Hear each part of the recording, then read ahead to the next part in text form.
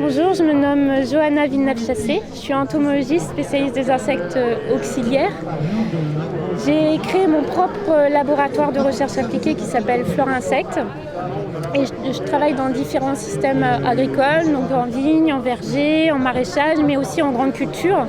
Et j'essaye de trouver des solutions pour favoriser les auxiliaires sauvages en connaissant leurs besoins, qu'est-ce qu'ils ont besoin pour réaliser leur cycle de vie. Et dans ce cadre-là, je travaille notamment avec BASF pour connaître les auxiliaires qu'il y a dans les exploitations agricoles et notamment en grande culture. Et aujourd'hui, je suis intervenue notamment sur le colza. Donc, quels sont les auxiliaires sur colza? Et en fait, ils peuvent être variés, puisqu'en fait, il y a différents bioagresseurs. Et donc, quels sont en fait les ennemis naturels de ces bioagresseurs?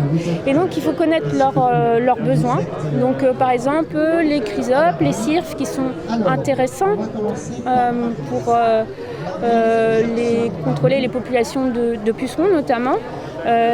Les adultes ont besoin de pollen pour pouvoir se reproduire. Donc il faut des bandes fleuries. Et plus il y aura de fleurs, plus les femelles vont pondre des œufs qui vont donner à leur tour des larves prédatrices de pucerons, mais aussi d'autres bioagresseurs, dans le cas notamment des chrysopes. Et il y a aussi par exemple, des ennemis naturels qui sont intéressants sur, on va dire, des bioagresseurs un petit peu plus compliqués, comme la grosse altisse qu'on trouve sur colza. Eh bien, il y a des petites guêpes qui pondent à l'intérieur de ces larves et qui vont donc contrôler ces populations de grosse altisse ou de charançon.